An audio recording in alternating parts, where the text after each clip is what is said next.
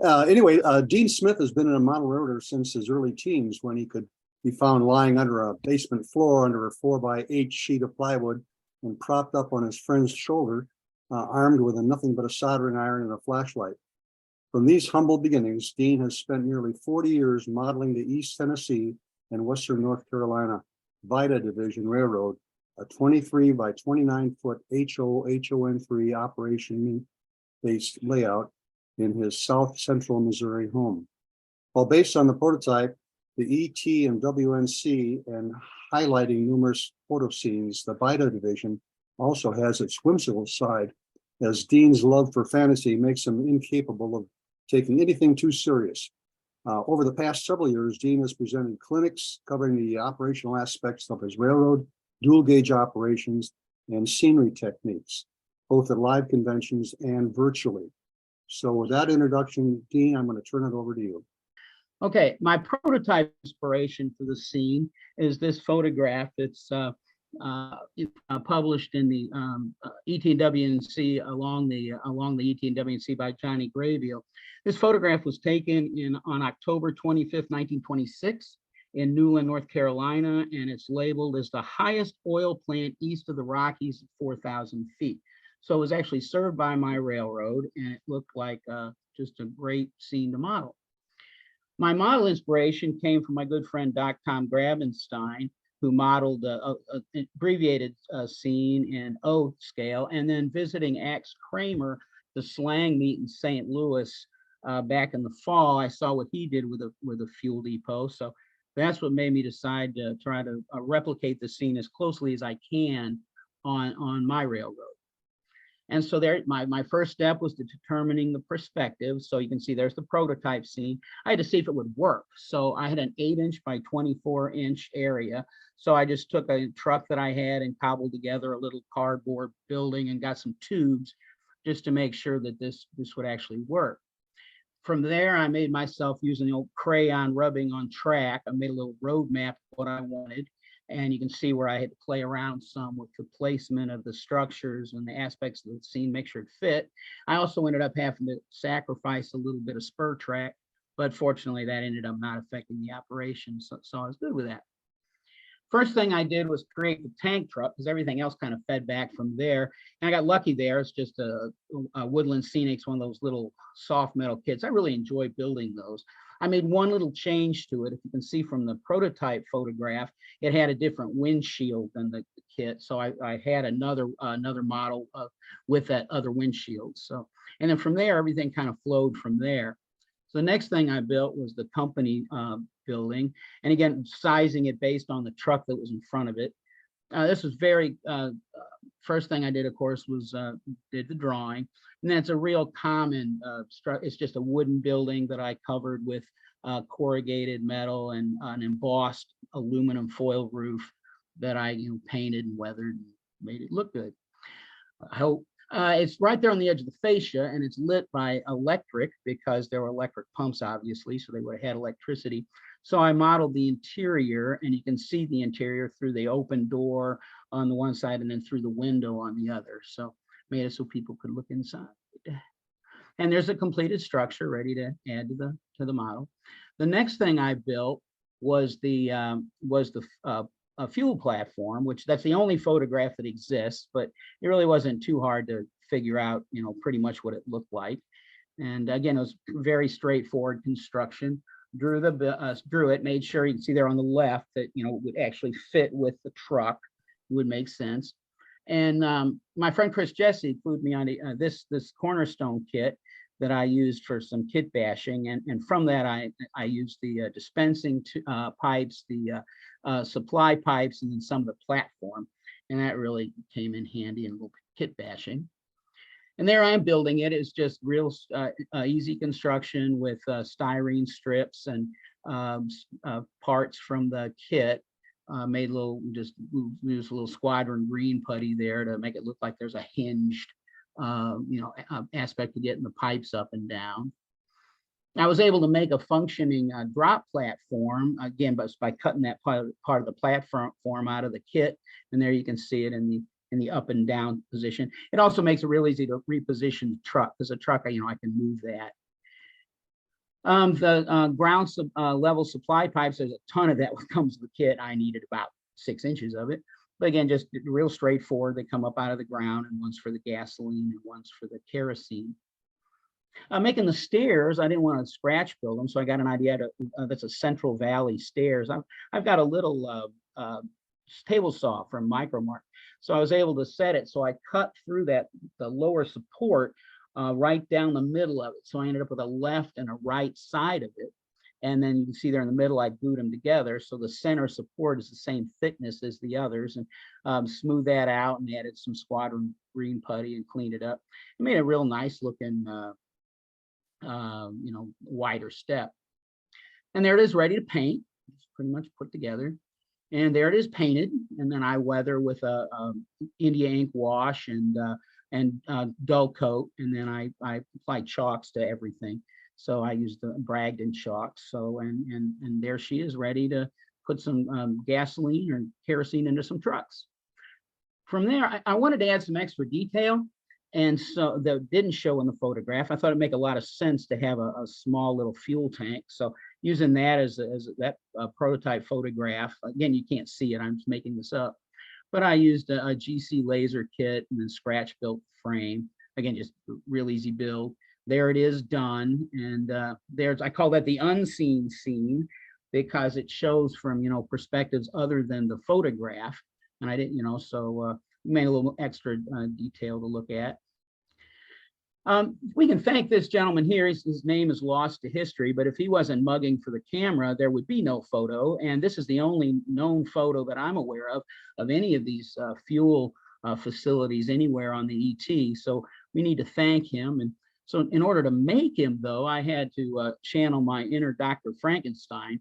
I didn't have a figure like him, so I found a couple of prizer figures and did a little bit of alteration on their tummies and basically cut them in half and swapped it over and ended up with, I think, a pretty good representation of the fella. I wanted to make sure he fit, so I used him after I got done. When I drew the oil ramp, I made sure that his hand would actually end up on the tank like it was supposed to. So that's how I took care of that. Establishing the scene. I was doing this clinic. I'm sure everybody else has thought of it. The word scene is in scenery. Who would have thought? So I scraped out the old, and then I used some masonite for platforms for the structures I was going to be adding. And then from there, straightforward scenery. I love Sculptamold. It's like it's my ultimate comfort scenery. It's like icing a cake with oatmeal. I just love Sculptamold. So smooth that in, let it dry. Then the old watered down earth colored paint. Used various basic ground covers, real standard, easy stuff. Just like we talked about last month, I like muted colors. If you get too bright, they get garish looking. Burnt grass is also my favorite color. But just there it is, just again, making it basically look wounded. The scenic cement isn't quite dry yet, but I'm getting ready to make it look real. I'm not going to, I ballast it like I ballast all my my spur sidings. I'm not going to go into a whole lot of detail about that right now, but I weathered it down a lot to, make it look like it was well maintained, but certainly not mainline. I really like these little foliage tufts, the mini nature tufts from Scenic Express, and just I use them for a lot of things. And for this scene, I use them to soften the edge between the scenery and the backdrop. So I just ran along there. So anyway, when you look at it, it just softens that a little bit. Big fan of static grass. I really like static grass. If you look at the one picture, you can see that I own 3 static grass applicators. One's a commercial product, and 2 of them I made myself. I use those electronic, bug killer tennis rackets and some kitchen sieves, and they work real well. I wanted short grass because it's a well-traveled scene, and my homemade ones work better for that. And again, use muted colors, nothing too garish. And then of course applying the grass. If you haven't done static grass, it's a lot of fun. It's electric, and you just paint the glue. You put a little probe in it, and you use your little gizmo after you turn it on, and they stick. The most important scene, or part of the scene when it's done, is you vacuum up the extra, and there's 2 reasons for that. One, that only leaves the grass that's sticking up, and the other is you get to save the excess, because you probably only use about 10% of what you're actually sprinkling down. So you can reuse the stuff over and over again. And that's what it ended up looking like, again, in areas where, people wouldn't tend to be walking much. Just adds a little extra, 3D texture to the scene. I use a lot of super trees. I really like super trees after you pull all those pesky little leaves off of silly things. The armatures tend to come warped, so I steam them using a kettle there. You can see there on the left, and get them straight. Usually I just use the armatures as they are, but since I was specifically doing a scene, the one in the middle there, I put two together to make that V trunk, and then the one on the left, I added a few extra branches with tacky glue. And then all I do with them is I spray them with a gray primer, and once that's dry, I dip them in India ink wash to get a kind of a grayish looking bark color. And then I set them in the scene to make sure they look like they make sense. And when that was done, I added, I really like super leaf. I like it better than ground foam. Again, it's a Scenic Express product, and just a little sparklier, looks a little more like leaves to me. And I just hit the armatures with hairspray, sprinkle on the super leaf. Again, I use muted colors, spring green, medium green, and then I put just a little bit of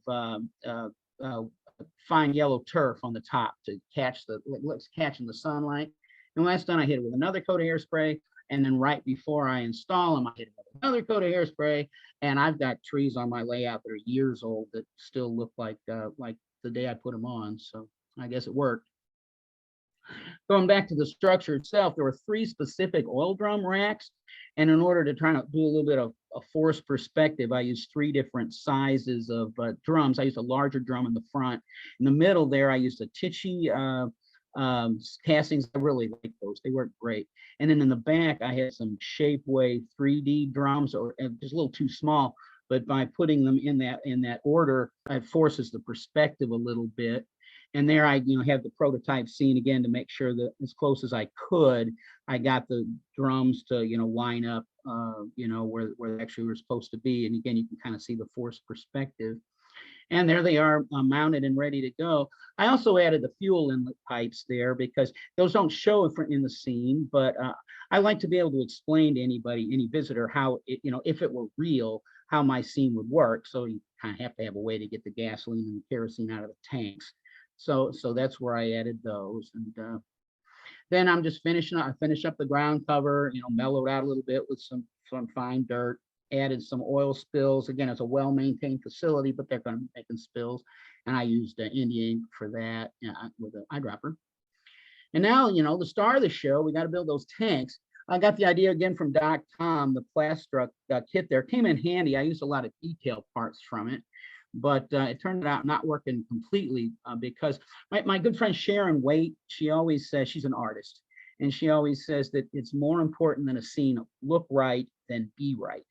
And so the tanks themselves from the kit, they were too short. So I took some paper towel rolls and started playing around with a little bit until I got what I call my Goldilocks size, which was just right. It looked right, matched the photograph. And then thank goodness for high school math. Oh, ratios. This is to that is to this. I just took the height that I knew my tanks were going to be and measured from the photograph, did all kinds of ratios to figure out just what size they were supposed to be. I always practice things. I screw up a lot. Those of you who know me know that's true. And I got so lucky here. These are I made my tanks out of PVC pipe.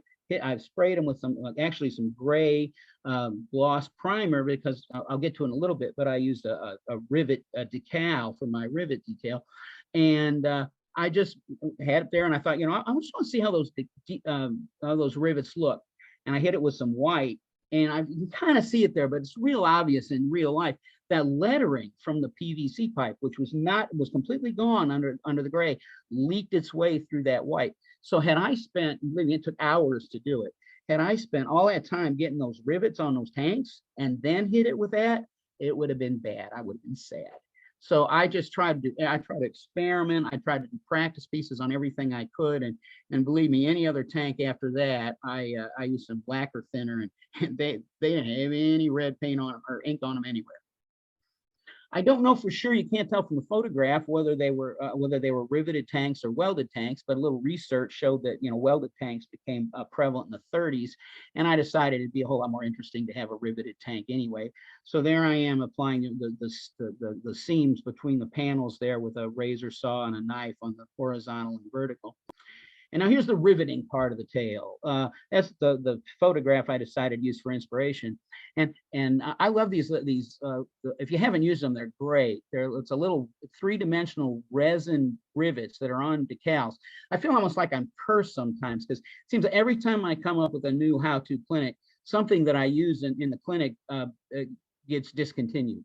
I built this project in January, and the Archer went out of business last November.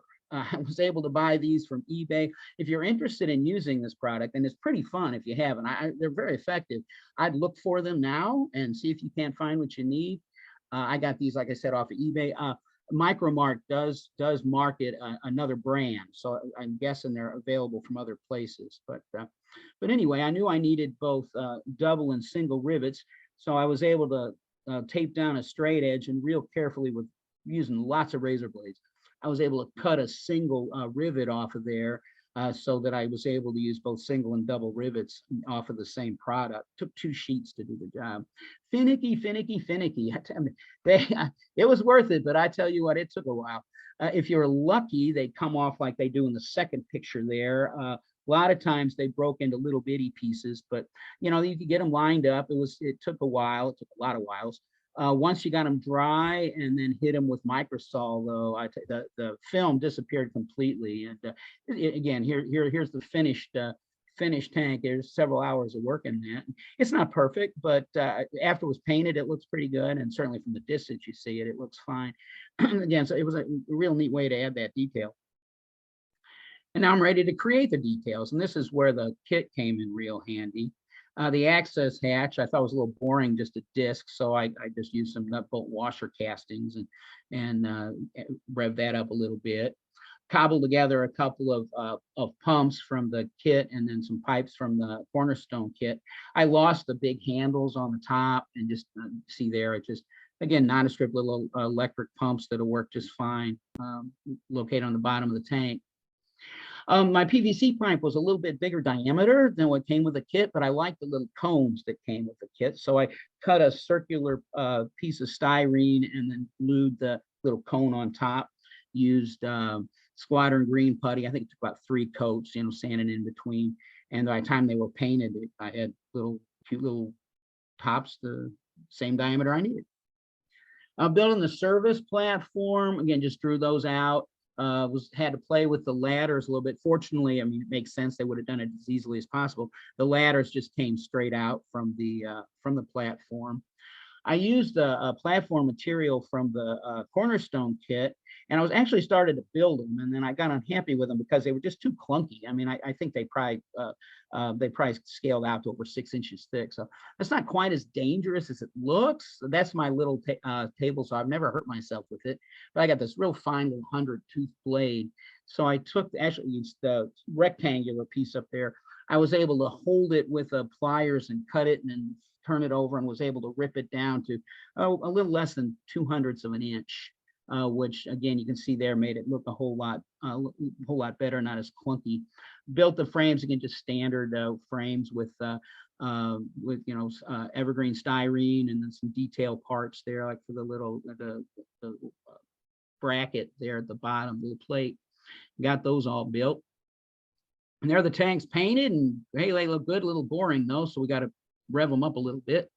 So we're back to ratios again, and I figured out what I needed in lettering. I ended up using both decals, dry transfers, and also some paper signs. Paper sign I did on the platform, on the fueling platform. You can't read it, but a little research showed that they started adding lead and gasoline in early 1920s. Knew it was dangerous, knew it was toxic. It was horrible stuff. They knew it, and they said, well, it'll be generations. We'll let somebody else deal with it. So it makes sense that it was there. You can see where I got that off the internet, and then the little lower thing, that's an HO scale size one, and I just sanded it down a little thinner, and you can see there I just glued it on, weathered it a little bit, made a real nice little warning sign there.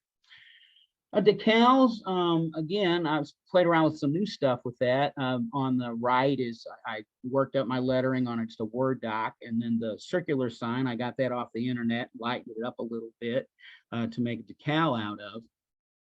And then again, as like always, I mocked everything up, made sure that it looked, the same, pretty much the same as the photograph did, figured out what I needed. That's the little decal kit I got from Micro Mark. They make pretty good decals. I mean, I was kind of rough on some of them with some microsaw, and they held together real well. You just print it on a inkjet printer and then hit it with that crystal clear stuff, couple of coats. Overall, it worked pretty well. And there's my original idea of how I was going to do everything. It comes with both a clear and a white back material. I made extras because one, I knew I was going to practice with some, and two, I know I screw up a lot. So I had plenty to work with. It worked, but not as well as I'd hoped. I was real happy with how the circular sign turned out. See, it snuggled down along those rivets just perfectly and looked great. Unfortunately, you can see on the upper left-hand corner, as hard as I tried, I could not get rid of that decal film line. So I just decided I wasn't happy with it. So what I did is I printed up down on the lower left, printed out standard gasoline on a Word doc, and then inked in, hand inked in the outline and made a big decal, and it worked out pretty well. You can see there that's an action shot because I'm actually applying that round decal, and those guys, and I almost start panicking because it looks so wrinkled for a while, but it is smoothed out. Once that microsol dries, it really sucked it down and ended up looking good. So I decided I needed to use dry transfers for most of the lettering. And of course, the advantage to dry transfers is there's no decal film. The disadvantage is they're, at least in this way, they're one letter at a time. So I make a photocopy and cut out the little out of paper, and I line up exactly what I want.